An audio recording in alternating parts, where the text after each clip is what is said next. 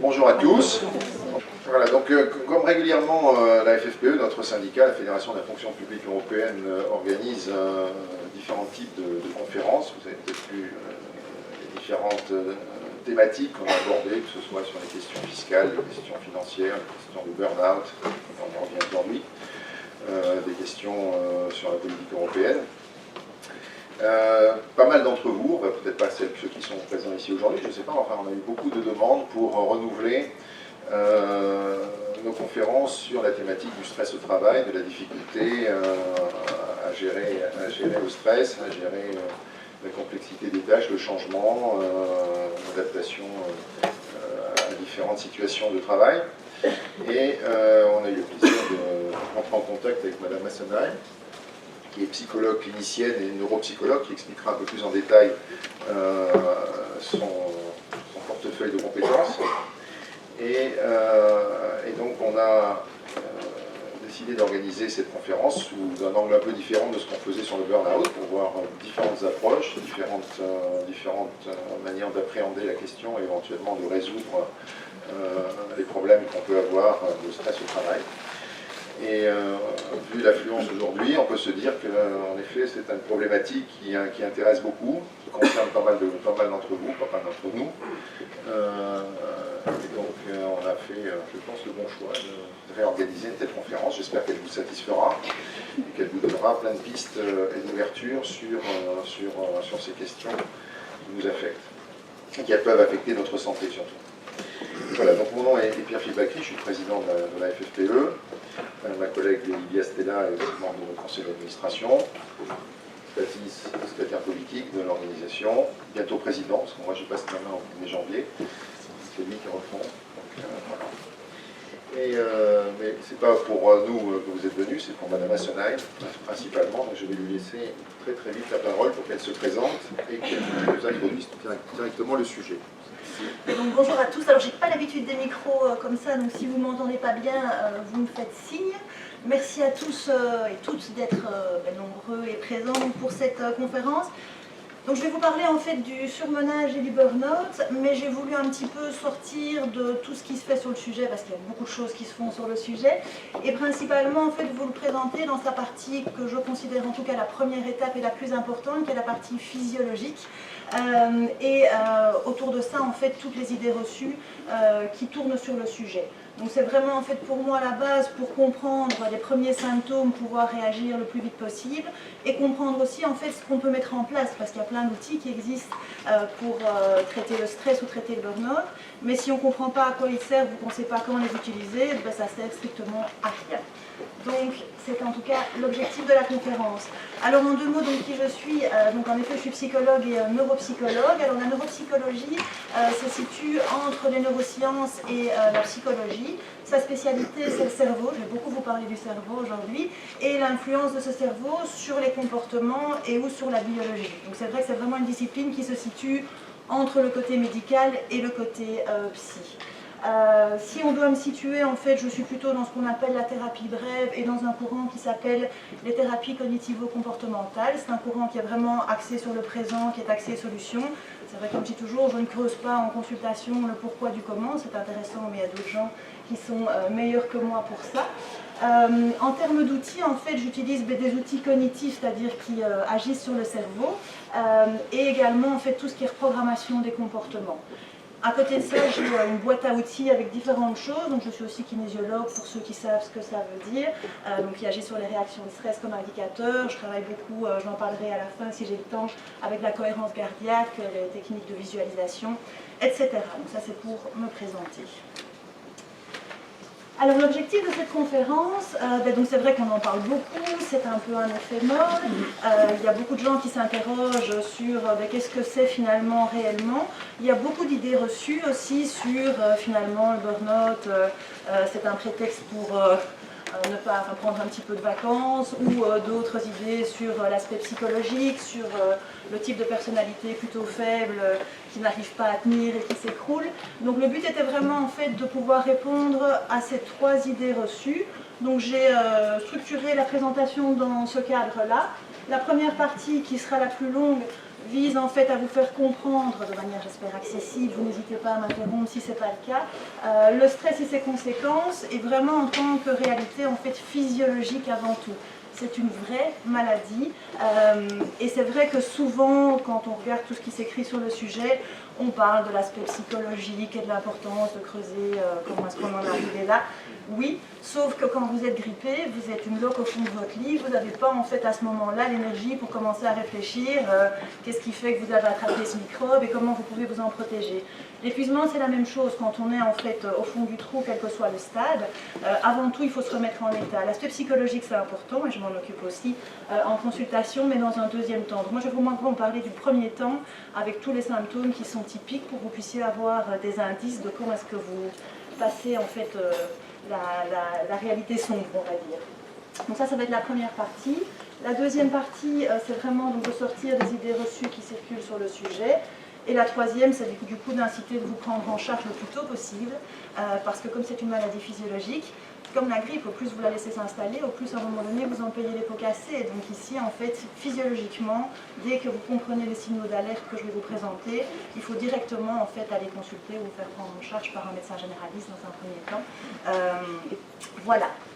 Alors les trois idées reçues que je vais aborder aujourd'hui, la première c'est l'épuisement, c'est dans la tête, donc tous ces bruits qui circulent sur le fait qu'on n'est pas vraiment malade, la preuve on a l'air bien. C'est vrai que c'est tout le problème, hein, c'est une maladie qui ne se voit pas physiquement, je veux dire on n'a pas l'air d'être au fond de son lit et pourtant physiologiquement vous allez le voir, c'est une horreur.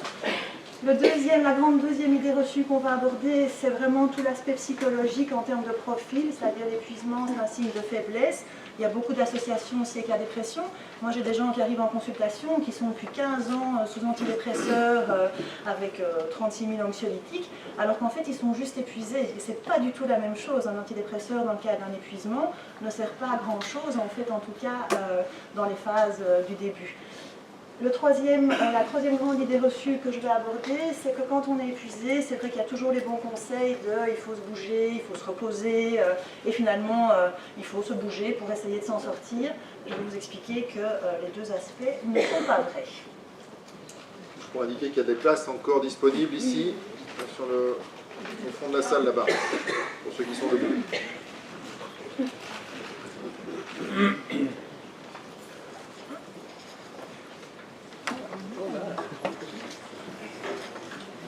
Vous entendez bien au niveau du son? Oui. Alors, la première partie, donc, qui est la plus importante, cette fameuse idée que l'épuisement, finalement, c'est dans la tête et que si on se bouge, si on se bat, eh bien, on ne tombe pas en épuisement. Pour comprendre, en fait, alors vous verrez, non, je n'utilise pas du tout le terme burn-out, qui est très marketing, je vais parler d'épuisement, avec différents stades, en fait, de surmenage, qui est le stade précoce. Donc le surmenage, l'épuisement, qui est un surmenage plus intense, c'est un processus qui se met en place sur la durée, et qui en général prend beaucoup d'années, en fait, pour se mettre en place. Et pour comprendre ce processus, il faut partir d'abord du stress. La première chose à comprendre pour parler du stress, c'est que le stress n'existe pas. Okay, ce qui existe, c'est une réaction physiologique de stress qui peut être en fait adaptée, c'est-à-dire qu'on sent passe un moteur à agir, ou inadaptée, c'est-à-dire que là, on a cette fameuse sensation de stress qu'on appelle le stress pathologique. Le bon stress, en fait, parce que pour comprendre le mauvais stress et toutes ses conséquences, il faut partir du positif. C'est une réaction en fait naturelle, réflexe, dès que le cerveau en fait se sent menacé. Ça peut être une petite menace qui est une adaptation, on a des milliers de réactions de stress par jour, ou bien des choses plus intenses comme un imprévu ou un danger. Il y a des causes en fait externes au stress qui sont des situations, et il y a aussi des causes internes qui sont des émotions, qui peuvent être aussi en fait des fonctionnements. C'est vrai que ça c'est une de mes autres spécialités, mais tout ce qui est fonctionnement hypersensible, hypercérébral avec les étiquettes intellectuelles d'HP, HPS, sont des gens qui ont un nombre de réactions de stress plus intense, et donc là la cause est structurelle, on va dire interne. C'est avant tout dans son bon aspect un moteur à agir vite qui tourne avec comme essence de l'adrénaline. C'est donc utile et vital en continu pour nous adapter quotidiennement. Alors ça c'est une partie un peu technique mais je trouve importante à vous présenter. La réaction physiologique de stress, c'est deux aspects. C'est d'abord en fait un aspect cérébral et puis un aspect physiologique. Cet aspect cérébral, c'est que dès que le cerveau se dit qu'il y a un truc qui ne va pas, retenez éventuellement pour les outils après. Ici à droite, en fait, vous avez une espèce d'alarme de voiture qui sonne, qui est tout à fait inconsciente et qui va créer en fait toute la réaction. Donc c'est d'abord un signal d'alarme dans la zone limbique pour ceux que ça intéresse, mais donc c'est ici à droite. Une fois que cette alarme sonne, il y a deux choses qui se passent au niveau du cerveau. Je prends toujours l'exemple, vous traversez la rue, vous voyez une voiture qui vient un peu vite, votre alarme sonne, la première chose qui va se passer, c'est que pour agir vite, c'est-à-dire reculer ou avancer de manière réflexe, vous avez en fait une zone ici devant, qui s'appelle les lobes frontaux, qui se déconnecte. Cette zone, c'est celle qui permet la prise de distance, l'analyse des choses. Vous ne pouvez pas commencer à réfléchir si cette voiture vient vraiment vite ou pas, si vous avez le temps de passer. Cette zone se coupe en fait, et donc du coup, tout se met dans les muscles pour réagir. La deuxième chose qui se passe, c'est qu'à l'arrière de la tête ici, vous avez ce qu'on appelle les lobes occipitaux, qui sont les endroits où on crée des images mentales. Dans ce cas-là, en fait, dès que la réaction se met en place, et même dans son but positif, vous avez en fait une surproduction d'images mentales du pire. En gros, vous vous faites écraser, etc. pour nouveau vous booster à agir. C'est important de comprendre ça parce que souvent en consultation, les gens viennent se plaindre en disant « Voilà, moi j'ai tout qui prend des proportions beaucoup plus importantes ou j'ai tout le temps des pensées anxieuses, des ruminations. » C'est parce qu'en fait l'alarme sonne tout le temps et donc vous avez tout le temps cette déconnexion en fait qui se fait mais qui ne se reconnecte plus suffisamment et donc tout le temps en fait ce manque de prise de distance par rapport aux choses. Et à côté de ça, vous êtes constamment bombardé en fait d'images mentales de manière tout à fait réflexe, comme c'est dans la réaction normale, mais là de manière pathologique. On y reviendra. Au niveau physiologique, donc là on a vu le processus cérébral qu'on ne sait pas maîtriser. Enfin, il y a des outils mécaniques pour agir dessus, mais ça fait partie de la réaction. Au niveau physiologique, en fait, c'est une réaction en fait nerveuse, hormonale et musculaire qui nous permettent en fait de nouveau d'agir vite dans le cas du bon stress. Il y a en fait toutes les ressources d'adaptation qui sont disponibles, donc au niveau nerveux, hormonal et musculaire, qui se mettent en place. En gros, on en reparlera parce que c'est vraiment quelque chose de typique de l'épuisement. Il y a une suractivation du système nerveux sympathique et une sous-activation du système nerveux de la détente. Alors juste pour ceux qui ne sont pas au niveau des termes, on a deux systèmes nerveux, deux systèmes nerveux, un de l'action, un de la détente. C'est des vases communicants. Si vous commencez à courir, l'action monte. Si vous devez vous récupérer parce que vous êtes à bout de souffle, la détente monte. Mais là, en fait, vous avez l'action qui se surbooste pour vous donner un espèce de tuteur naturel. Et il y a une production d'hormones, en fait, principalement les hormones responsables de l'énergie et les hormones qui font les schémas hormonaux des émotions. Cette réaction physiologique, qu'elle soit cérébrale ou donc nerveuse et hormonale, doit être limitée dans le temps, parce que ça prend quand même beaucoup d'énergie. Un cerveau qui tourne comme ça bouffe de l'oxygène, ça bouffe des nutriments, le système nerveux qui se modifie aussi. Donc dès que le cerveau juge qu'il n'y a plus de danger, cette réaction, normalement en tout cas, se coupe. C'est ce qu'on appelle la phase de récupération. Les lobes frontaux se reconnectent, donc on peut de nouveau prendre la situation avec distance. Les lobes occipitaux arrêtent de nous envoyer ces images du pire et on reconstruit nos ressources d'adaptation. Ça va? C'est clair? Moi, oui. Ok, je vais plus... Pour les non-francophones. Je vais aller plus En lentement. burn-out. N'hésitez pas. Voilà. On en parlera après. N'hésitez pas, une fois que je suis partie, je m'emballe, donc vous n'hésitez pas non plus à me... Donc ralentir. Voilà. Je vais faire le temps aussi. Alors, donc, on est toujours dans ce bon stress. Finalement, ce que vous devez retenir, c'est que cette réaction, qu'elle soit en fait cérébrale ou physiologique, elle est utile et elle n'est absolument pas toxique. Elle peut se répéter des centaines, voire des milliers de fois et de manière infinie, sans aucune conséquence pour l'organisme. Pour autant, et c'est ça qu'il faut comprendre pour comprendre l'épuisement, qu'à toute phase d'alarme, comme on appelle ça, il y ait en fait une phase de récupération qui soit suffisante. Et c'est vrai que donc ça, c'est des bonnes réactions de stress. Même quelqu'un d'hyper anxieux va avoir tout le temps des réactions de stress, mais si ses ressources d'adaptation sont suffisantes pour chaque fois récupérer et faire des belles courbes, il n'y a pas de problème. Alors justement, le mauvais stress, ou en tout cas le ressenti en fait de stress pathologique, c'est quoi? C'est qu'en fait, notre cerveau a beau faire ses moteurs à action, ses réactions d'alarme, ce n'est pas efficace et donc finalement cette réaction tourne en continu, devient tout à fait en fait chaotique et s'emballe. Si la menace est limitée dans le temps, gros imprévus, grosse situation externe compliquée, ok, on va se bouffer un peu de ressources, mais quelque part, comme c'est limité, on va pouvoir rapidement en fait recréer des ressources d'adaptation. Le lobe frontal va se déconnecter, la prise de distance aussi, mais il va trouver un moyen de se reconnecter pour trouver des solutions.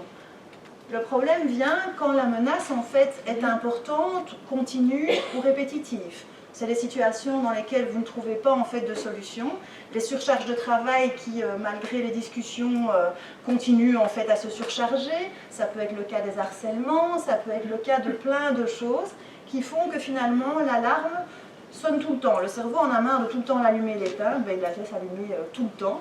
Et alors là, on a en fait ce lobe frontal qui devient complètement chaotique, cette prise de distance qui fait que le moindre imprévu fait sauter la marmite et avec des émotions tout à fait disproportionnées. Les images mentales du pire aussi nous envoient tous les pires scénarios possibles en nous angoissant encore plus et donc en faisant encore plus de réactions de stress. Et la récupération n'est pas possible et donc vous avez vraiment des breakdowns en fait au niveau de la récupération, vous voyez sur le petit schéma, avec des périodes de récupération qui sont de plus en plus courtes. Alors, vouloir moins stresser, c'est vrai que ça c'est souvent la grande demande en consultation, je veux gérer mon stress, eh ben c'est, en tout cas supprimer la réaction de stress, c'est impossible. Heureusement en fait, même les gens anxieux, quelque part, ça montre qu'ils ont un fonctionnement cérébral et physiologique adéquat pour réagir. Notre cerveau a raison en fait de percevoir, il y a encore des places tout au bout là-bas à droite.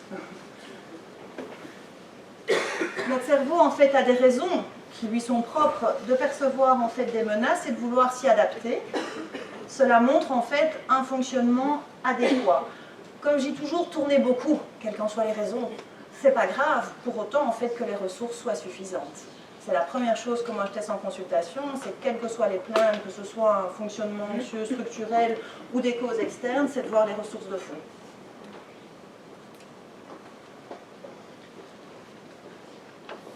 Alors, donc ça c'était le stress, donc c'est vraiment retenez une alarme avec des conséquences au niveau cérébral, avec des conséquences au niveau hormonal et nerveuse. C'est pas grave sur la durée, si chaque fois en fait l'organisme récupère. Alors une fois que cette réaction tourne tout le temps, c'est-à-dire qu'il y a en fait des réactions de stress en continu, ou ce qu'on appelle un stress chronique, ben là ça a des conséquences évidemment sur la durée, et c'est là qu'on peut utiliser les termes de surmenage ou d'épuisement. Alors là, je vous ai fait un joli schéma en fait que vous avez donc dans les résumés. C'est une évolution par étapes. En gros, il y a 3 phases. Alors, si j'imagine que je bouge, on va plus longtemps. Alors, on va moins vous entendre. Je vais essayer de trier. Ici, vous avez la phase d'alarme que je vous ai expliquée. Et vous voyez qu'ici, vous avez des phases de récupération nerveuse de plus en plus courtes. D'accord ? Au bout d'un moment, qui est la partie en fait horizontale où vous voyez le café là, et la cigarette, et ça dépend d'une personne à l'autre, le cerveau va se dire ok, cette stratégie d'alarme en continu, elle fait que m'épuiser, je ne trouve pas de solution, donc je vais changer de stratégie. La stratégie en fait ne sera plus de réagir vite, ce sera de tenir le plus longtemps possible, le temps que je trouve une solution. C'est ce qu'on appelle en fait la phase de résistance, ou pré-burnout. Il y a 4 stades dans ce stade de résistance, c'est en général là qu'on vient consulter. Cette phase de résistance, c'est quoi? C'est d'abord, en fait, on en parlera tout le reste, une adaptation physiologique, c'est-à-dire que le corps se met en mode économie, le cerveau aussi d'ailleurs. Toutes les fonctions organiques et psychiques qui ne sont pas considérées comme essentielles fonctionnent au ralenti. D'autres qui sont considérées comme essentielles vont au contraire s'activer. Ça va créer des symptômes qui sont tout à fait chronologiques, typiques de ce qu'on appelle le syndrome d'épuisement et qui sont juste la manifestation de ces exacerbations ou de ces sous-activations. La personne va aussi en général à ce moment-là continuer à masquer, c'est-à-dire que même pour elle-même ou pour son entourage, il y a des petits bobos, mais l'un dans l'autre, on commence à fonctionner. On va essayer de trouver les béquilles qui sont caricaturellement les vitamines, les cafés, les dépendances diverses et variées. Cette façon en fait de tenir, cette phase de résistance de nouveau d'une personne à l'autre peut tenir pendant 1 an, 2 ans, 4 ans, 5 ans. Mais à un moment donné, la personne n'arrive plus à masquer parce que les modifications physiologiques et cérébrales sont de plus en plus importantes. Et c'est là qu'on appelle en fait la crise, avec l'effondrement, où comme les symptômes deviennent tout à fait invivables, en général c'est le motif de consultation. Or, si on va déjà consulter dans la phase de résistance, moi je dis toujours dans les 4 stades de la résistance, stade 1 et 2, c'est 4 à 6 semaines pour se réguler en fait physiologiquement et sortir la tête de l'eau. Si vous passez en fait en stade 3 ou 4 qui sont les dernières parties de la courbe, là c'est ce qu'on entend avec les mois et les mois de récupération. Je parle au niveau physiologique. Alors au niveau hormonal aussi, en fait, il y a une modification. C'est qu'en fait au début, donc, dans la réaction d'alarme, vous avez en fait l'adrénaline, comme je vous ai dit, qui fait tourner ce moteur. Au bout d'un moment, quand on rentre dans la phase de résistance, cette adrénaline a été tellement produite qu'elle devient toxique et le corps va produire une autre hormone. On appelle le cortisol, qu'on a tous, c'est l'hormone d'énergie, c'est ce qui fait que le matin on est en forme. Mais là, quelque part, le corps va nous droguer en fait à ce cortisol pour qu'on ne sente pas la fatigue. C'est pour ça qu'en général, quand on regarde en fait la mise en place du processus, les gens me disent oui, c'est vrai que c'était une période difficile, mais bon, l'un dans l'autre, j'ai tenu. Bah oui, vous étiez complètement drogué en fait au cortisol, et ça se voit dans les prises de sang, on en parlera après. Il y a vraiment des pics en fait de cortisol. Ce cortisol, donc pendant la phase de résistance, va nous aider à tenir, et puis à un moment donné, il va aussi se retourner contre l'organisme, et vous avez la courbe en fait qui diminue avec des cortisols qui deviennent négatifs. On va en parler dans les tests, mais de nouveau, un indicateur en fait de l'épuisement, et on ne sait pas mentir, c'est qu'en fait le cortisol libre, plus précisément, chute et de manière en fait dramatique. Et au plus il chute, au plus on est moins dans l'épuisement. Donc ce mode économie, c'est une modification hormonale, c'est une modification nerveuse, je vous ai dit, avec le système nerveux de l'action qui se surbooste, et c'est une sous-activation en fait de toute une série de fonctions organiques. Dans le slide qui suit, je vous ai juste fait un petit zoom sur deux symptômes en fait, qui expliquent cette modification organique. Parce que c'est vrai qu'on connaît tous les symptômes de base de l'épuisement dont on parle toujours. La fatigue d'abord, c'est vrai qu'on est très fatigué et au plus le temps avance, au plus on est fatigué, on devient une loque entre guillemets et on ne sait pas faire autrement. Il y a aussi tous les aspects psychologiques ou d'isolement. Mais il y a deux symptômes qui sont moins connus. D'abord, en fait, et c'est les premiers qui se mettent en place, c'est les troubles digestifs. Et aussi tout ce qui est prise de poids et compulsion sucrée. La fonction digestive n'est pas considérée comme essentielle, donc dès le début en fait, de cette phase de résistance, elle tourne au ralenti. Ça crée des symptômes tout à fait, en fait typiques et sur lesquels en général on passe outre. C'est système digestif ralenti, donc des ballonnements, des douleurs après avoir mangé, c'est des transits qui deviennent chaotiques, avec trop peu, puis ça devient normal. C'est des prises de poids, parce que le cortisol, en fait, c'est le précurseur de l'hormone de la glycémie. Comme il commence à chuter, l'hormone de la glycémie, donc qui gère en fait le sucre, entre autres, et tout la disposition du sucre dans le sang, va aussi en fait diminuer, et donc ça crée en fait des compulsions sucrées, des envies en fait de gras, de sucre. Il y a aussi en fait des modifications des signaux hormonaux de faim et de satiété, c'est-à-dire que la personne ne mange plus parce qu'elle a faim ou parce qu'elle n'a plus faim, elle mange parce que c'est l'heure, elle mange parce qu'il faut, je dois à cette heure-là en fait manger, sinon je ne tiendrai pas. Mais donc il y a vraiment une déconnexion physiologique en fait de tous les signaux de fonctionnement. Et alors il y a ces fameuses graisses tampons, ça c'est aussi un de mes grands chevals de bataille, c'est qu'en fait le cerveau dans ce mode économie, qu'est-ce qu'il va faire? Il va essayer de créer des ressources. Et donc, comme à l'époque préhistorique où il y avait des famines et où il fallait essayer de garder en fait pour soi des ressources, il va créer en fait des graisses tampons, des graisses de survie qui sont en général localisées au niveau du ventre et des hanches. Donc c'est entre 2 et 6 kilos qui ne sont juste que dus en fait à la phase de résistance. Et ces kilos, en fait, vous pouvez faire ce que vous voulez, ils ne partent pas. Au plus vous allez restreindre en faisant des régimes et autres, au plus le cerveau va paniquer en se disant j'ai besoin de ressources, et donc il va mettre dans une feuille de salade, vous prendre les calories et vous les stocker en fait en graisse tampon. Donc ça c'est vrai quand on sort de l'épuisement, s'il a duré très longtemps, il y a des pertes de poids qu'il faut envisager parce que vraiment c'est ces graisses tampons et qu'on ne peut pas en fait traiter de manière classique. L'autre symptôme qui est également très fréquent, là ça concerne le cerveau. Je vous ai dit en fait que l'alarme sonne à droite, d'accord ? Les hémisphères cérébraux, on en a deux, on a un gauche, un droit. Le droit est plutôt émotionnel, le gauche est plutôt rationnel. C'est impossible d'avoir les deux en même temps suractivés. On ne peut pas être à la fois émotionnel et à la fois rationnel. Comme vous êtes tout le temps occupé à sonner à droite quand on est en résistance, vous avez tout le temps en fait l'émotionnel qui prend le dessus. Et ça veut dire que les fonctions gauches, comme la mémoire et la concentration par exemple, sont désactivées ou en tout cas sous-activées. C'est des bugs, c'est des micro-déconnexions. Je vais faire un truc, pendant une fraction de seconde, je ne sais plus ce que je vais faire. Je suis en réunion, il y a beaucoup de gens qui parlent en même temps, pendant une fraction de seconde, je me déconnecte, je perds le fil rouge. Ça ne dure pas, c'est pas Alzheimer, mais c'est chaque fois des micro-déconnexions. En général, très rapidement, on a aussi un symptôme assez typique qui est la difficulté de lire. On arrive à lire si en plus on a l'habitude, mais on ne fixe pas. La mémoire immédiate en fait ne fonctionne pas. Et donc si on reprend son bouquin le lendemain, ben, on doit aller en arrière parce qu'on doit se remettre dans le mood. C'est la même chose pour les séries. Si on regarde un film ou une série en continu, chaque fois en fait on a dur à se remettre dedans, il faut aller revoir en arrière. Ça c'est quelque chose, c'est le deuxième symptôme qui se met en place dans le syndrome d'épuisement. C'est quelque chose qui doit vraiment alerter. C'est aussi je perds tout le temps tous mes clés. Parfois aussi il y a des pertes de mots qui paniquent beaucoup en fait les gens. J'ai le mot sur tout le temps sur le bout de la langue mais il ne sort pas. Ça c'est des choses qui doivent vous alerter parce que ça se met en place très rapidement. C'est le deuxième symptôme chronologiquement et c'est déjà le signe en fait que le cerveau gauche est sous-activé. Ça se rééduque, pas de stress, entre guillemets, mais c'est vrai que ça nécessite en fait de s'y concentrer. Alors, sur cette première partie, qu'est-ce qu'on peut retenir? C'est que donc l'épuisement, enfin le surmenage, c'est une installation progressive, c'est un processus, même s'il peut donner l'impression de survenir en un coup. On consulte en général quand il y a la crise. Avant, la personne elle-même se masque à elle-même en se disant « ça va, c'est pas le moment, je vais me reposer, je vais attendre telle période ». Mais en fait, le processus est déjà en cours.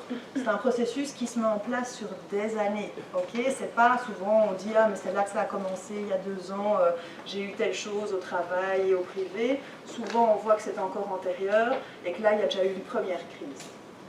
La cause est avant tout biologique. Si vous devez retenir une chose de la conférence d'aujourd'hui, c'est qu'avant de commencer à creuser sur le pourquoi du comment, il y a d'abord en fait une vraie maladie physiologique avec des indicateurs physiologiques, des traitements physiologiques, et il faut d'abord en fait se remettre en état pour être capable après de creuser comment on en est arrivé là ou de pouvoir changer les comportements.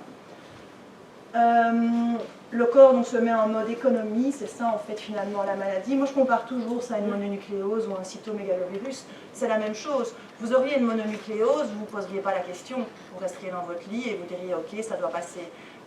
L'épuisement, il y a tellement d'idées reçues là-dessus, ça ne se voit pas sur le visage, qu'en fait les gens ont très très dur à se dire ok, ben, il faut juste que je me soigne et puis après j'y verrai plus clair pour ne plus être en contact avec les problèmes ou les agents microbiens si on compare à une maladie.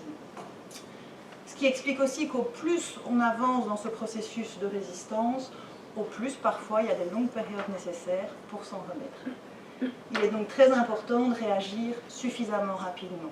Donc les symptômes chronologiquement, c'est vraiment troubles digestifs, troubles de la mémoire et de la concentration, troubles au syndrome dépressif, on va en parler juste après, avec des troubles de l'humeur, etc. Et alors, modification du système nerveux, qui est le dernier point que je vais aborder aussi. Dès que vous voyez que ça commence à s'intensifier, c'est qu'il faut aller faire un dosage particulier du cortisol et des paramètres, je vais en parler après aussi. Ah ben voilà, justement, maintenant. Donc c'est vrai que ça c'est peu connu, et souvent en fait dans les conférences ou les formations, c'est pas dans les baselines, mais ça devient de plus en plus en fait usuel. Il existe une prise de sang, alors moi je travaille plutôt au niveau du test salivaire, pour justement doser l'activité des surrénales. Les surrénales, c'est le chef d'orchestre de toutes les hormones du corps, et c'est celles entre autres qui produisent le cortisol. Donc ce test salivaire, ben, c'est craché, donc on fait ça 4 fois sur la journée pour voir comment est-ce que le cortisol en fait tient, et l'énergie du coup tient sur la journée. On peut le faire aussi sous forme de prise de sang, là c'est un médecin généraliste qui doit le faire, où on va regarder en fait d'autres indicateurs, l'hormone de la glycémie comme je vous disais, le cholestérol, la tension artérielle, l'inflammation.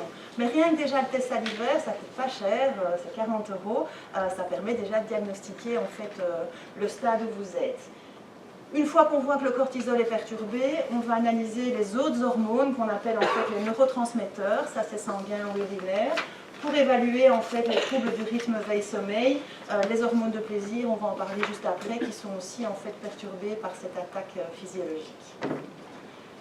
Mais donc il y a ce test en fait, alors tous les médecins généralistes ne sont pas formés, au Canada ça fait 15 ans que ça existe, en Belgique ça fait 2 ans et demi en fait que ça devient plus régulier, donc il y a de plus en plus de médecins généralistes qui sont formés, pas tous, mais ça vaut la peine en tout cas de demander au vôtre, et si vous voyez qu'il n'a pas l'air de le connaître, allez dans des centres avec des médecins qui sont formés, et puis comme ça vous aurez un pré-indicateur pour voir, comme on disait, si la personne est vraiment en épuisement ou pas. Donc, par rapport à cette première idée reçue, l'épuisement c'est dans la tête, ben, c'est faux. C'est une vraie maladie. Il y a d'abord une cause physiologique, c'est un dérèglement nerveux et hormonal progressif, et c'est une maladie des ressources.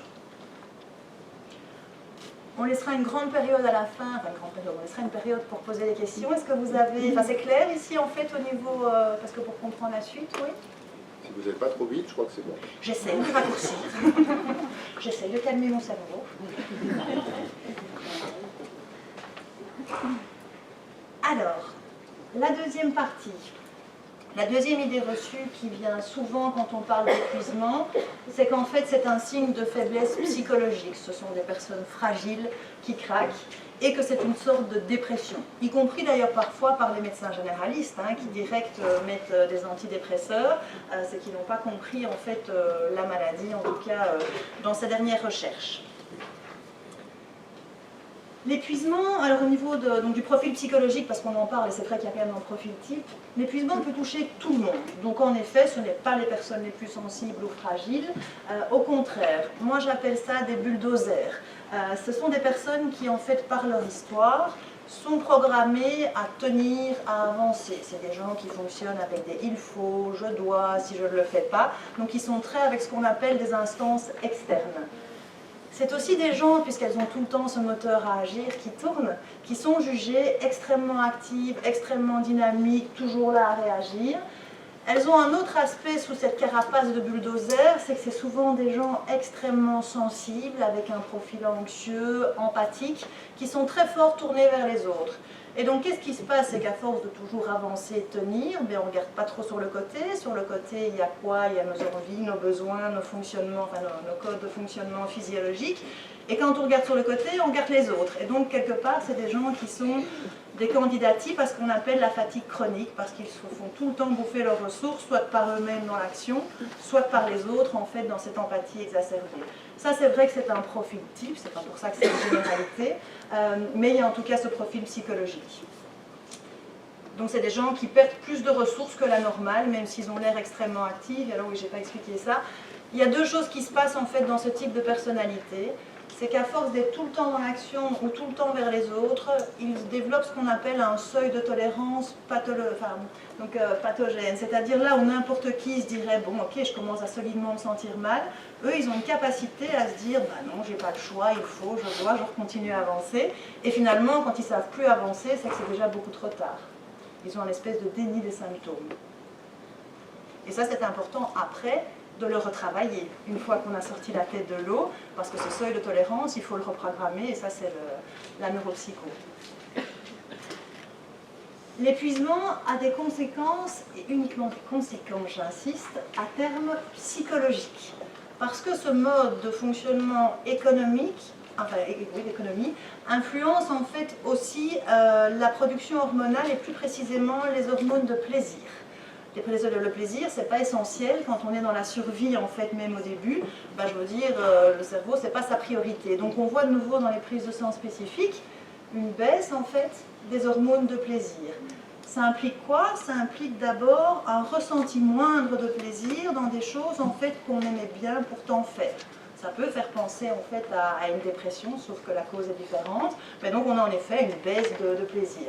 La deuxième chose, c'est que toutes ces hormones de plaisir, et je vous passe les noms, sont aussi en fait les hormones qui nous permettent d'être connectés dans nos tripes à ce qu'on a envie et besoin. Comme on en a moins, il y a un autre symptôme psychologique qui est typique, c'est qu'on a une indécision en fait, qui quelque part est hormonale, qui se met en place progressivement. Au début, on ne sait plus trop ce qu'on a envie de manger, ce qu'on a envie de faire. Au fur et à mesure du temps, ça devient des vraies remises en question, on va dire psychologiques, sur sa famille, son boulot, surtout. Mais attention, c'est hormonal. Donc moi je dis toujours aux gens, quand ils arrivent chez moi, ne prenez pas de décision là tout de suite. Attendez déjà d'avoir vos hormones qui se remettent normalement pour pouvoir en fait réfléchir à votre remise en question avec une tête plus claire, entre guillemets. Deuxièmement, en fait, il y a un affaiblissement des couvercles émotionnels. Les émotions, finalement, si on sort des gros blabla, c'est des couvercles émotionnels, des schémas mentaux et des schémas hormonaux qui nous indiquent en fait des choses par rapport à la situation. ben, comme on a moins d'hormones, ces couvercles sont moins forts. Donc la première conséquence, c'est qu'on a une irritabilité, un agacement de fond parce que les couvercles se mettent moins vite. Et quand les couvercles se mettent, il y a des fuites. C'est des émotions complètement disproportionnées. Dans un premier temps, c'est la colère, et puis au plus on avance dans le processus, ça devient en fait des vagues de tristesse, de nostalgie. Mais c'est des vagues qui s'ouvrent, c'est pas rationnellement en fait gérable, et une fois qu'elles s'ouvrent, les hommes sont très sensibles à ça. Ils m'expliquent qu'ils pleurent devant un truc à la télé et qu'ils ne savent pas s'arrêter, ce qui les perturbe peut-être plus que les femmes qui ont peut-être plus l'habitude d'exprimer, mais c'est de nouveau hormonal. Et la troisième chose qui fait aussi penser à cette dépression, c'est que c'est vrai que je n'en parle pas parce que ça va de soi, mais il y a cette fatigue qui devient de plus en plus importante, qui fait que la personne vraiment, enfin, comme une mononucléose, ne sait plus rien faire, et donc elle s'isole en fait socialement par fatigue, pas par dépression, et donc du coup en fait c'est vrai qu'il y a cette association en plus à la dépression psychiatrique. Donc l'épuisement c'est une dépression? Ben non. Ça c'est clair aussi. En tout cas, il y a des symptômes dépressifs, on appelle ça un syndrome dépressif, qui n'est pas la même chose qu'une dépression psychiatrique. Les causes, enfin, même si les symptômes sont les mêmes, les causes en fait sont d'abord physiologiques et hormonales. Quand ce mode économie commence à se remettre en route pour refonctionner plus ou moins normalement au niveau des hormones, tous ces symptômes en fait vont s'affaiblir. L'histoire des antidépresseurs, alors parfois on les met, hein, c'est-à-dire c'est une espèce de petite camisole, on va dire, chimique parce que les gens n'arrêtent pas de pleurer ou d'avoir des coups de colère, mais c'est sur une courte période et à dose pédiatrique. Normalement, l'antidépresseur ne sert à rien, à part dans cette option-là, parce que l'antidépresseur va agir sur les récepteurs. Or ici, c'est la production, donc il faut attendre qu'elle se relance. Il y a des plantes, en fait, ça je vous conseille aussi si vous vous sentez irritable ou avec ces vagues de tristesse qui commencent. Il y a le safran, entre autres, il y a plein d'études qui montrent que de manière naturelle, ça équilibre tout à fait toutes ces émotions. Il y a la rhodolia aussi, qui est une plante qui va agir sur les hypercérébralités. Donc vous pouvez déjà commencer par du magnésium et du safran et de la rhodolia, en parlant d'abord à votre médecin, bien sûr. Il y a quelques interactions, entre autres, si on a des problèmes de thyroïde, mais c'est déjà en fait tout à fait efficace, il ne faut pas passer directement par l'artériole. Des questions sur cette partie, c'est clair? Rhodolia. Oui. Vous avez un produit, si vous tapez sur internet, parce que pas du tout sur la pub, hein, mais qui s'appelle Gestion des émotions. Alors ils sont un peu nuls au niveau du marketing, mais c'est très efficace. C'est le laboratoire Evolistic qui a un mix des deux. C'est le seul labo qui fait les deux. Mais sinon, vous allez chez votre pharmacien, ils ont la rhodolia séparée et du safran séparé. Mais la gestion des émotions coûte moins cher. En fait, ce qu'il y a, c'est qu'il y a un gros marketing là-dessus aussi. Donc c'est vrai que parfois les boîtes c'est 40 €. Mais voilà, ici en tout cas, allez voir. Non, non, non. Demandez bien les prix différents des boîtes, parce qu'il y a vraiment des différences de prix. Voilà.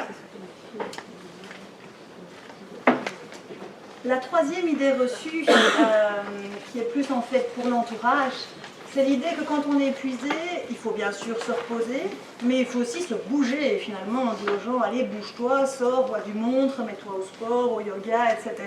Je voulais quand même parler aussi de cette idée reçue parce qu'elle n'est pas totalement adéquate. Et si vous avez quelqu'un dans votre entourage qui souffre d'épuisement ou que vous avez en fait les symptômes, c'est important de comprendre ce qui se passe pour justement pas faire ces erreurs-là.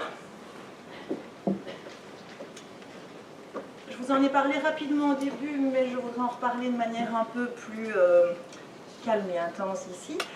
C'est que le mode économie entraîne aussi une modification nerveuse. Donc vous avez ce système nerveux de l'action qui vous crée un tuteur pour tenir debout. C'est extrêmement important parce que ça implique beaucoup de choses. Non seulement le système nerveux de l'action se booste, mais celui de la détente se bloque en fait au minimum. Donc la récupération en fait est difficile. C'est pour ça qu'on appelle l'épuisement aussi la maladie des gens sans repos. Le système nerveux de l'action étant boosté, c'est de nouveau un symptôme assez typique, on a tout le temps une espèce de pression interne à bouger. Se mettre dans un fauteuil et ne rien faire, sauf quand on s'écroule de fatigue et qu'on dort, est très difficile pour quelqu'un qui commence à être en épuisement. Parce que même quand enfin le corps s'écroule dans le canapé, il y a la tête qui commence à tourner et se dire « je dois faire ça, je dois faire ça, je dois faire ça ». Donc c'est vraiment cette espèce de tension permanente qui fait qu'en fait le repos, bizarrement, est très difficile. Il y a également du coup des postures de crispation parce que ce surboostage nerveux, et donc ça donne des douleurs typiques cervicales, lombaires au plus ça avance, et parfois aussi des ankylosements en fait en fin de journée, extrémités, poignets, chevilles, où on a l'impression d'être une vieille bobonne ou un vieux papy. C'est de nouveau uniquement ces tensions nerveuses. La deuxième chose en fait, c'est que, je vous passe les détails, mais le système nerveux est lié à la respiration. Et entre autres, le système nerveux de la détente qui est trop faible est lié à l'expiration. Donc on n'expire plus assez, on ne s'en rend pas compte, mais ça donne des oppressions à l'effort tout à fait typiques, où quand on monte un escalier, on commence en fait à avoir des palpitations, l'impression qu'on n'arrive pas à respirer complètement, même si on est sportif. Ça peut aussi donner des petits vertiges tout à fait typiques, c'est de nouveau nerveux et pas cardiaque. C'est des vertiges où on ne tombe pas, ça dure une microseconde, on se dit qu'on pourrait tomber, c'est comme une baisse de glycémie qu'on arrive à maîtriser et à masquer. C'est de nouveau en fait ce système nerveux qui est chaotique. Et je pense que j'en parle après.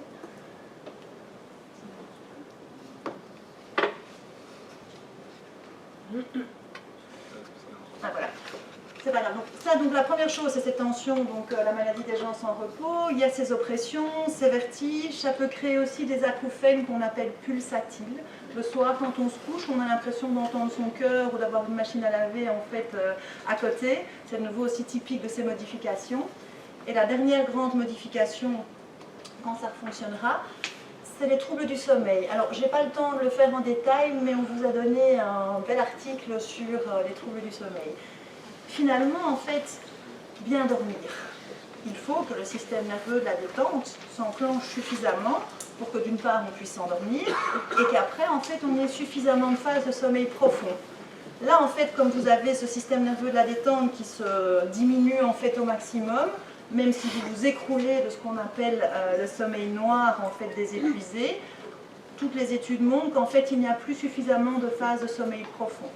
Et donc, non seulement on a en fait la veille qui fait qu'on se réveille régulièrement, alors typiquement vers 2h et ou 4h du mat. 4h du mat dans les stades précoces, et puis au plus le temps passe, ça devient 2h et 4h du mat, c'est des réveils nerveux. Et je suis ici. Merci. Et en plus de ça, on n'a pas un sommeil récupérateur. Donc ce qui est vraiment un comble parce qu'on est épuisé, on devrait se reposer, mais le système nerveux fait qu'on est tout le temps sous tension, et en plus de ça, on ne dort pas bien. Donc c'est vrai que la première chose en fait à faire est de réguler le système nerveux pour pouvoir en fait du coup récupérer en fait les énergies de l'adaptation. Il y a aussi le dernier point que je n'ai pas parlé, c'est vrai que c'est typique par exemple entre un dépressif et un épuisé, c'est que les deux vont se réveiller en fait nerveusement vers 4h du mat. La seule chose, c'est que chez l'épuisé, le cerveau, comme il est tout le temps boosté, va directement se mettre en route avec des ruminations, et je veux dire, il fonctionne. Le matin, les deux sont fatigués, mais l'épuisé va directement avoir son cerveau qui fonctionne. Ce qui n'est pas le cas, en fait, il n'y a pas ce surboostage nerveux dans la dépression. Et donc, il y a ces ruminations mentales d'insomnie qui fait qu'après 4 heures, on n'arrive plus à s'endormir. Et qu'on est vraiment réveillé, en fait, comme si on avait pris de la caféine. Donc, l'idée de quand on est épuisé, il faut se changer les idées, il faut se bouger. Alors, oui, pour le repos, alors moi je suis plus nuancée, je dis qu'il faut lever le pied, c'est-à-dire tenir compte de ce système nerveux et du fait que la personne ne peut pas vraiment se reposer, mais c'est lever le pied. Je vous le montrerai après, il y a des horaires, des structures horaires en fait pour essayer de récupérer en douceur. Mais le surboostage nerveux rend vraiment ce repos difficile, donc il faut absolument d'abord en fait agir sur le système nerveux. Et les ruminations mentales. Dans ce cadre-là, quand on commence à avoir comme ça une série de symptômes, il y a deux choses qu'on ne peut pas faire, ou en tout cas que je déconseille quand on est vraiment avec beaucoup de symptômes de ceux que j'ai évoqués, c'est l'endurance. On est déjà comme ça au niveau de l'action. Si vous faites encore de l'endurance, c'est-à-dire que vous montez encore plus dans le système nerveux de l'action, vous allez en fait avoir des palpitations, des vertiges pendant l'effort, et vous allez le payer fois 100 après. Donc oui, on peut faire du sport quand on est épuisé, mais dans les bons horaires et sans aller dans l'endurance. Moi je dis toujours, faites la moitié du temps de ce que vous faites normalement et soyez bien alerte en fait à ces symptômes. Mais à l'inverse, et ça on le sait moins, on ne peut pas non plus faire en fait de relaxation intense. On a souvent l'idée de se dire, je vais me mettre au yoga ou à la sophrologie, ça va me faire du bien. ben, attention, si votre système nerveux est déjà fortement modifié, si à l'inverse vous faites un outil de relaxation, yoga, sophro, tous ces outils visent évidemment à augmenter en fait le système nerveux de la relaxation. Mais si on a surboosté le système nerveux de l'action, c'est pour tenir debout. Si on l'enlève trop vite par des outils, le cerveau va paniquer en se disant je vais m'écrouler. Et donc on peut avoir des vertiges et des palpitations, y compris en fait dans la relaxation. Donc il faut faire des activités, oui, mais qui gardent un système nerveux en fait de l'action relativement actif. Moi je dis toujours tout ce qui est shiatsu, tout ce qui est réflexologie, plantaire, crânienne, en fonction de ce que vous aimez bien quand on vous chipote, ça garde un système nerveux en fait actif. Mais ne commencez pas de nouvelles activités en attendant en tout cas d'avoir validé l'état de votre système nerveux et de vos hormones.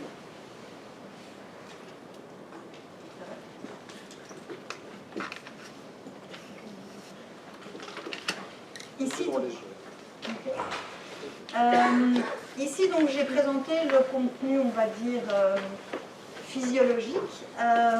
Est-ce qu'il y a des questions pratiques sur ce que j'ai présenté?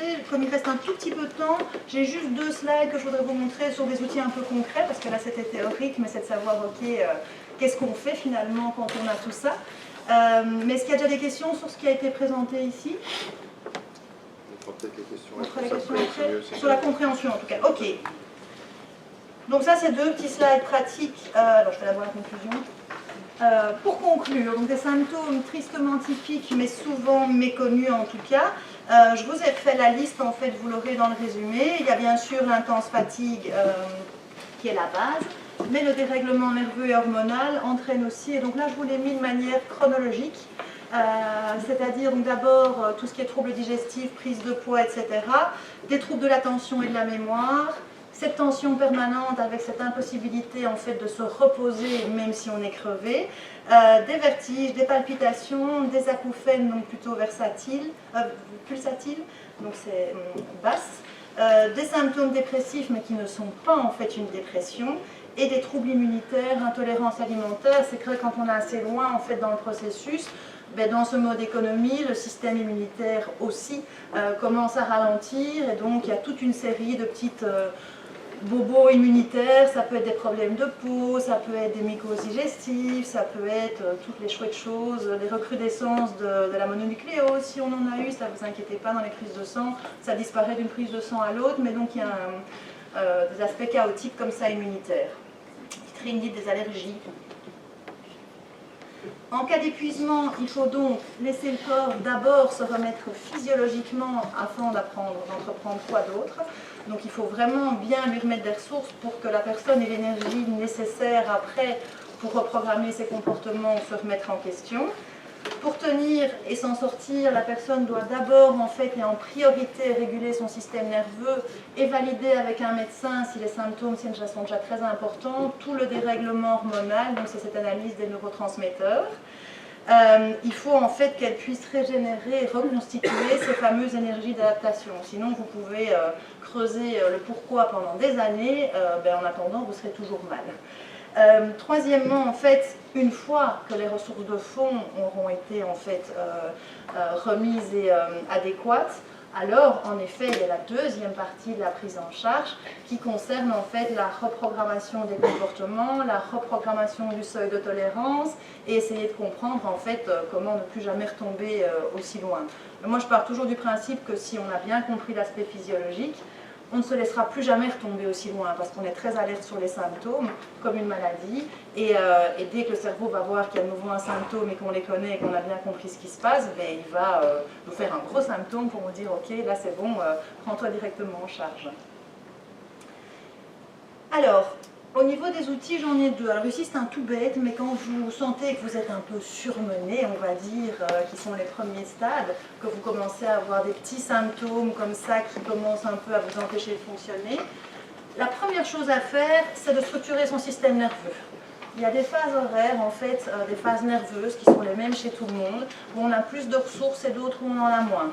En fait, il faut essayer de masquer si on travaille, ou en tout cas si on arrive d'organiser ses journées, pour essayer de mettre tout ce qui est effort physique et effort de concentration le matin entre 8 et 11. On peut tirer jusqu'à 13h, mais à partir de 11h, ça diminue. C'est là qu'en fait tout le monde a plus de ressources et les personnes épuisées surmenés dans les premiers stades aussi.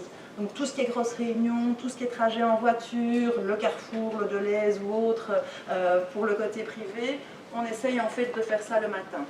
C'est la même chose, et c'est pas moi qui ai choisi, entre 16 et 20, ce qui correspond en général aux enfants ou autres.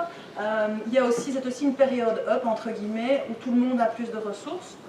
Pour autant, et c'est la phase d'importance, qu'entre 13 et 16, qui est une phase de récupération nerveuse, on essaye dans la mesure du possible d'éviter en fait les efforts physiques et haute concentration.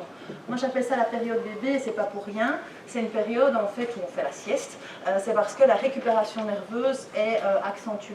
Si vous êtes en surmenage ou épuisé et que vous faites des efforts dans cette période-là, vous allez le payer x100 dans la période d'après, avec des compulsions sucrées, avec le petit verre d'alcool qu'on a besoin pour pouvoir se poser, avec de l'irritabilité, avec des coups de pompe vers 16-17 heures et toute la loi des séries en fait, de cette maladie.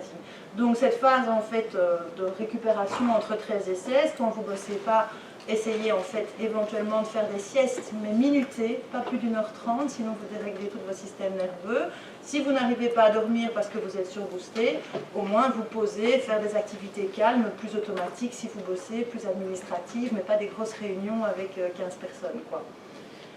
Après 20 heures, quand on est en épuisement, c'est la même chose, c'est une phase down. Donc il faut essayer, quand on est comme ça un peu à bout, d'éviter les gros dîners avec plein de potes qui durent tard le soir.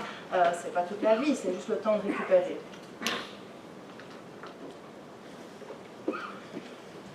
Et la dernière chose en fait que je vais vous présenter, vous avez un document qui parle de la cohérence cardiaque, donc c'est un article qui explique de long en large les bienfaits de cette technique.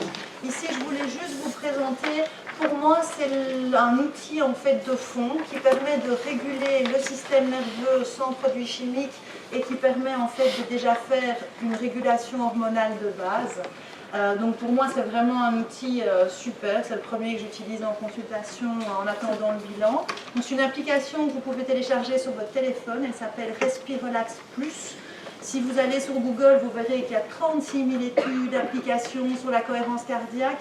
Il y a à nouveau beaucoup de marketing là-dedans, donc prenez celle-là. Moi je n'ai pas de compte avec eux, mais c'est vraiment, c'est pas la plus jolie, mais c'est la plus efficace. Et donc vous avez en fait une bulle qui monte et qui descend et qui vous fait respirer parce que le système nerveux et la respiration sont liés, vous le verrez dans l'article que je vous ai joint. Et en fait ce qu'on va faire c'est que par la respiration on diminue un tout petit peu le système nerveux de l'action et on augmente un petit peu le système nerveux de la détente. On n'arrive pas en fait directement à ça, mais rien que comme ça, quand on est comme ça change déjà beaucoup. Donc le but est de le faire en fait quand on est vraiment mal et qu'on a beaucoup de symptômes. Moi je recommande de faire des petites doses plusieurs fois dans la journée, c'est-à-dire 4 fois 3 minutes par jour. Si c'est un début sur une courte période de fatigue parce que beaucoup de charges de travail et autres, vous le faites 2 fois 5 minutes par jour et ce sera très bien, ou 2 fois 3 minutes. Et oui. En fait, déjà, ce n'est pas une respiration abdominale. Donc, tout ce que vous avez pu apprendre avec j'inspire, je gonfle le ventre, tout ça, vous oubliez. C'est une respiration qui vient du dessus. Vous pouvez le faire assis, couché, en poirier si vous voulez. Il faut juste que la cage thoracique soit ouverte. Donc, si c'est assis, c'est contre un dossier. Si c'est dans le lit, c'est contre un coussin. Deuxièmement, ce n'est pas une technique de relaxation. C'est une technique de régulation. Donc, ce qui veut dire qu'il ne faut pas s'écouter. Il n'y a pas besoin de faire... Ok, on respire tout à fait normalement, en fait, sans faire de bruit, et simplement, en fait, on suit la bulle des yeux. D'accord? Donc, je ne peux pas vous faire, on n'a pas le temps non plus, mais c'est ça qui est très important, en fait, et votre question est judicieuse pour ça, c'est que ce n'est pas une technique de relaxation, donc il n'y a pas besoin de s'écouter, etc. Vous suivez la bulle. La seule chose, c'est qu'il y a une chose très importante dans l'application. Vous parlez de l'application Respi, c'est ça? RespiRelax Plus. RespiRelax Plus. Voilà, donc il y a une petite c'est gratuit. Elle est gratuite pour Android, iPhone. Vous verrez sur l'application en haut à droite, et ça c'est la troisième chose importante, vous avez des petites barres. Et en appuyant sur cette petite barre, il y a un truc qui s'appelle réglage. D'accord? Dans ces réglages, en fait, il faut par contre spécifier en effet la technique.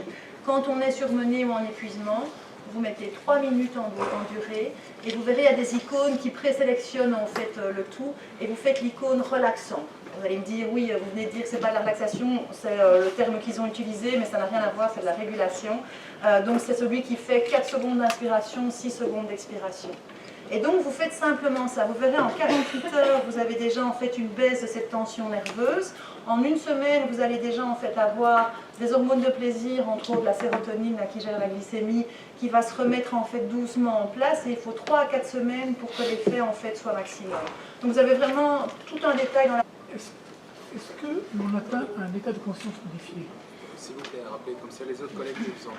Est-ce que l'on atteint un état de conscience modifié? Je me disais aussi que vous alliez vers cette voie-là. Alors oui et non, je suis désolée de vous répondre.